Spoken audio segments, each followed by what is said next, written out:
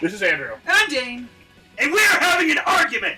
Yeah. Not really. No one really cares. We argue all the time. We just, pretend that everything's cool. Mostly it's Andrew's fault. That's as accurate, actually. Most things in life. I mean, I gotta be honest, it's probably my fault most of the time, because if anyone's gonna complain about stuff constantly, it's gonna be me. I'm sure nobody's noticed that by now. Okay, so what was your super moment? So it was Super Mario 64, the ending. Yeah. Okay. Yeah. Wait right. a minute. No. It wasn't. It was just that feeling of joy that I beat Bowser. Like. Yes. It was just. I just. The other Mario games up to that point didn't you didn't invest as much time as you did have to in that one. And, Mario 64 was. And and so for me, like, I never had the NES myself. I always had friends down the street that had it, and I'd go play it. Like, that was what that friend was for. Not gonna lie, but they always had the better systems and stuff. I mean, you Andrew know that, like, we'd get together and we played video games and stuff. But the N64 was the first one that my parents, like, went out of their way and they bought it for me because I really, really wanted it. Oh, I remember playing Final Fantasy X at Andrew's house, like, all night for hours because they didn't have a PlayStation 2. Yeah, I got it for Christmas and they got me Final Fantasy X that year, and I was obsessed with Blitzball, so of course I played it forever. He seriously bought the strategy guide for a game and a system he didn't have.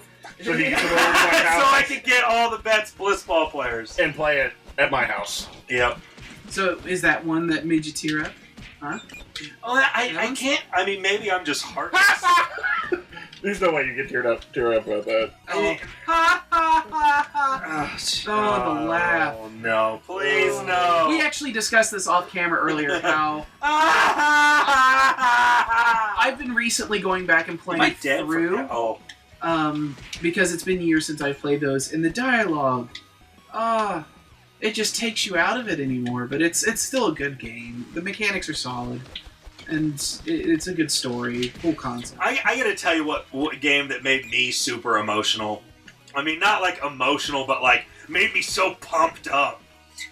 Persona 3. Oh, Persona 3 was the opening. I mean, well, first of all, Junpei stuff aside. I was about to say where that was super sad thing. Yeah.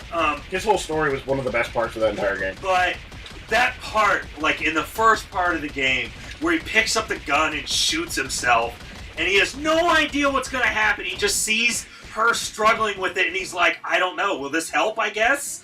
I have no clue what's going to happen. And he just, boom, and his, like, ultimate persona comes out. And I'm like, oh, that is so awesome! I was so, like, that pumped me up. And I was like, I cannot wait to play this game. Oh, Persona. They're a fantastic series that, like, I'm happy that it's becoming bigger. Especially, Persona 4 and Golden are really the ones. Oh, and of course I spent so much time trying to date the really smart girl because, of course. In 3? Yes. 3, which is a really smart one. Something, I think. Mitsuru? The team leader lady? Oh, yeah. Yeah, okay. Yeah, you had to be... She's gorgeous. You had to be super smart to get her. And I was like, I want to date you! Okay, so that time they all fell in the holes and it didn't cause a problem. So I go through, like, I'm playing the game and I'm not doing anything. I'm just going through school, and learning everything just because I want to date her so bad. I'm like, I want you to be my girlfriend, please, in this virtual console. She was just great in general, though. Yeah. Oh, she was yeah, and her character was awesome. Which, that's actually, Persona 4... is really the only I haven't finished 3. I've actually just restarted playing 3 again. I'm not gonna lie. I've never played 4 though. I finished 4 is really good too. Like if you like 3, you should play 4. But that's another one. Okay, so I finished that. I was playing the Golden on my Vita. So I'm laying in bed with my wife, and this was just a few months ago. So I finished the game. And it's this emotional moment where you're leaving your best friends, you just forged... And I literally played this game over the course of a year. Like, I've had it forever. So, you were playing it in real time. Okay, so FYI spoilers for everybody. Yeah, okay. Well, I mean, it's not a really big spoiler. You're just leaving your friends behind. I mean, I'm not saying anything other than, the spoiler would be... much bigger than Well, yeah, please don't tell me the spoiler I because won't. I've never played the game. But it's You need to play that I game. had this genuine feeling of I was leaving these friends behind, you know, and it was so heartbreaking. But it was also like happy because of how everything turns out. It just oh yeah. I don't know. Maybe I'm just heartless, but I normally don't have the like. I have. Are we all dying at the same time? Yeah, but we'll all come back, so it's not that big of a deal. But I have the. I mean, it's not like he wasn't difficult either. But I will usually have like, oh, this game is making me pumped up because this particular thing is happening at the time or whatnot. But I normally don't have like, even when people die in different series and stuff like that, I never really have that moment of, oh, you know, I feel so bad or whatever. Yeah, I mean, for me, I have to be really emotionally.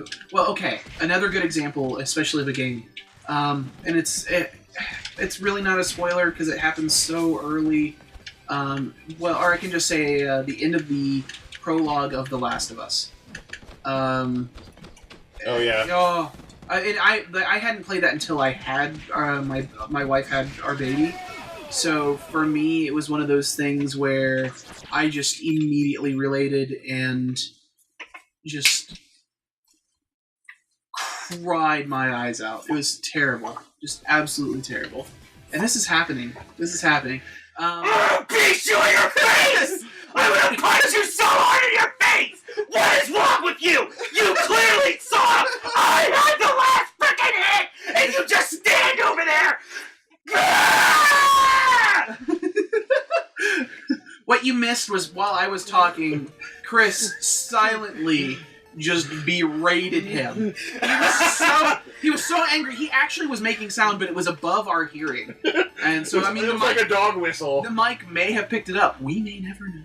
Oh, we won't know because all of that will be bleeped out. In the event that it did pick Chris up. is very angry. Although we're on to Gideon. This is it, boys. This is the last. Chaos Theater. Let's go. Oh. He's doing it again. Happening. This is still happening. I'm not doing anything. They're liars. Oh, shoot.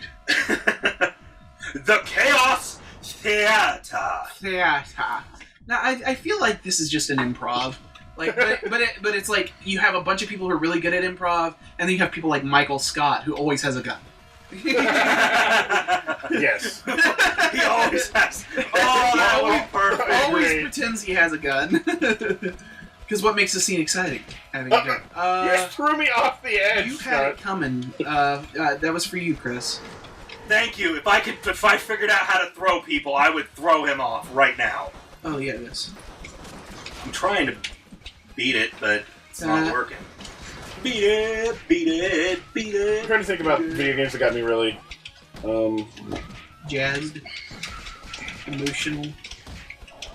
Man, I was thinking back on the N64 now and how like that was a platformer's dream. There were so many good platform games. Oh gosh, yeah. You had Banjo-Kazooie. Donkey Kong 64 was fantastic. I love Donkey Kong 64. I honestly did not get super into Banjo-Kazooie because I was kind of burnt out on platformers at that never point. played Donkey Kong. But Really? I played the heck out of Donkey Kong. Oh, I think I actually got everything in that one. I wasn't a big what did fan we of not Donkey break? Kong. What did we miss? We had to kill the We're guy. killing this dude, and he's like blocking everything. He's your little disco. Yeah. Oh my goodness! No, the N64 was fantastic for platformers, and then And then there was and they what did a was- lot of experimenting with platformers. You know, What was the Bomberman other one? 64 was really interesting. that other rare game with the like brother, sister, and the dog with the guns. Oh, Jet Force Gemini. Yes. Oh, I never got to Yes. finish that game because somebody borrowed it and literally never gave it back to me. Certainly not me. We're dead. It was me. It was him, and he gave it to It somebody was else. what? No, for real, he borrowed yeah, it. I borrowed it from him in And like someone 1990 something, and then I let somebody else borrow it like 3 years later because I hadn't seen him in years. You know, I couldn't drive, and I live an hour and a half away. So I And let somebody apparently else. you're never allowed to hang out with him ever. Yeah. We really had years I did not see him at all. Yeah, we kept in touch via like MSN Messenger and stuff. And even then, rarely. Yeah, Like, it was, it was pretty rough. yeah. I remember the day you came back and we seriously ran through a cornfield. Like It did. It was like something. it was like intentionally trying to do like those stupid romance movies. It was so Oh, funny. you like, guys. It was. That's straight up how it It's a went. bromance like none other. Hey, good job, Kim. Way to kill Scott there.